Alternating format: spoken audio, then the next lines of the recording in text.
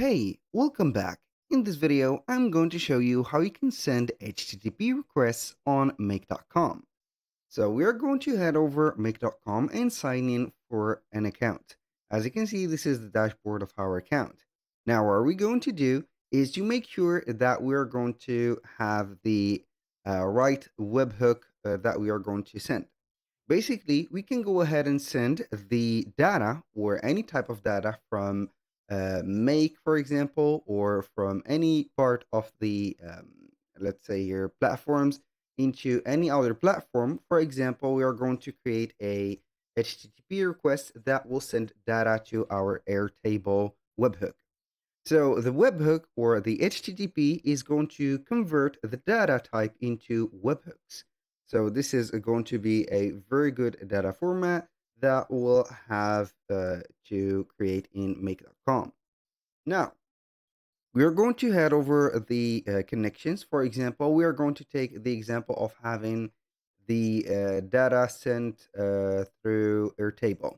We're going to head over Airtable, sign in for an account, and then we are going to select the project that we're going to start the mission with. Now, what are we going to do is to head over again, Make, and click on Connections. The first thing that you need to do is to connect Airtable with your Make.com.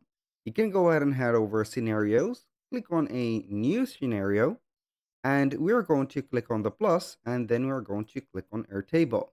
So on Airtable, I can go ahead and select any watch in here or any specific order, and I can go ahead and connect my Airtable right there. So as you can see, I have already created my Airtable. Now I'm going basically here to head over scenario again. So I'm going to discharge the changes. We're going to create a new scenario. And this time we're going to choose HTTP. So we're going to type in HTTP. We're going to click on HTTP, and then we're going to have the HTTP of a make a request. So we're going to send an HTTP or HTTPs requesting to a specified URL and processes the response. So now we are going to have, as you can see, the HTTP menu. I'm going to explain for you the methods before the URL. The methods we have, as you can see here, the get, the post, the delete, and the options. The other ones are going to be also having some or their specific, let's say, explanations, but I'm going to focus on get, post, and delete options maybe. The get option is going to be finding a specific data that we are going to seek for.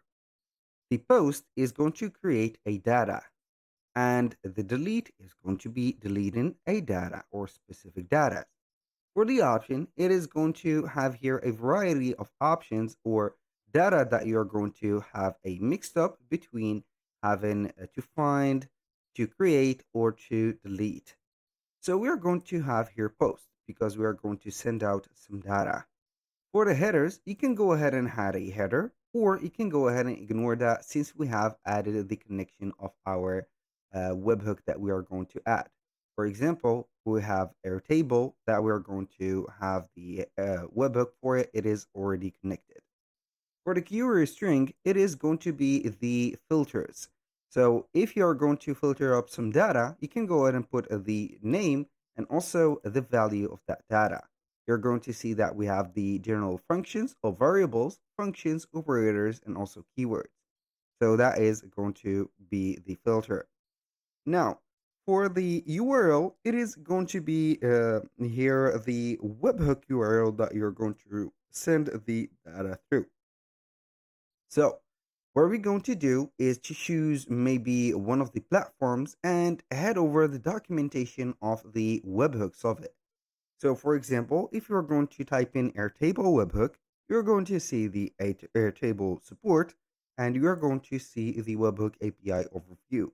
We're going to get an idea on how we can work with the specific webhook of each one of the platform. They are going to be all different, all not the same. So you are going to basically to visit the documentation of each one of or any platform that you want to work with their webhooks, And then you're going basically to know how is the correct method to create it. Now, I'm going to show you here the Airtable method without letting you see the support in here, which is going to take a little bit of time.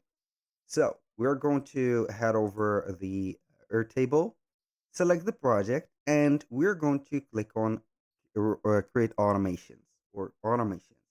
Now we are going to add a trigger, and that trigger is going to be mentioned when webhook received. We're going to click on it.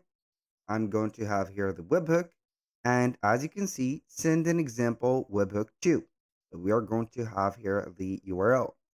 You're going to head over make and paste in your URL. So as you can see, this is the URL. I'm going to delete, as you can see, the query. I have also the body type, so you can have here a body. I'm not going to have this, but I'm going to click on save. Now, what can I do next is to add another module, which is going to be from Airtable. We're going to head over here, click on Airtable, and then we're going to select, for example, get a record, create a record, update, or whatever. So for creating, as you can see, the request that we have made from HTTP is going to be post. That means that you're going to create a record. So it is going to be related to that. If you have chosen, for example, get, which is going to find a record, you can go ahead and click on search record. And also, if you've got, for example, an update, you can go ahead and use another one, which is going to be mentioned in there.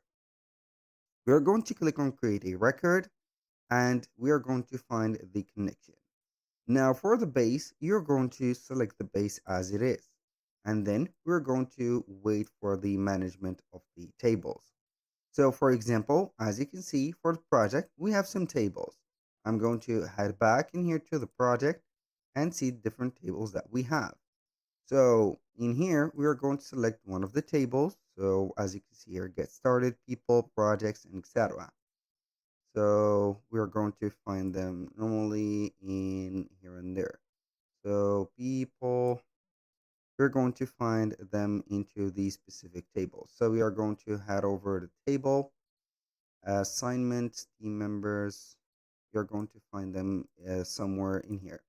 So this is why you need to set up the specific, as you can see here, tables of yours on Airtable or whatever you're going to have the platform on. So maybe you are going to choose the people and or the project. Let's see if we have projects. I'm going to change the projects because we have the project as you can see. You can have here the project, for example, headers. You can go ahead and add the headers in here, and you can go ahead and put it as it is. And also, you can go ahead and delete it. Then we are going to click on save, and here we created a connection of an HTTP, which is going to convert the sending data as or via webhooks to Airtable.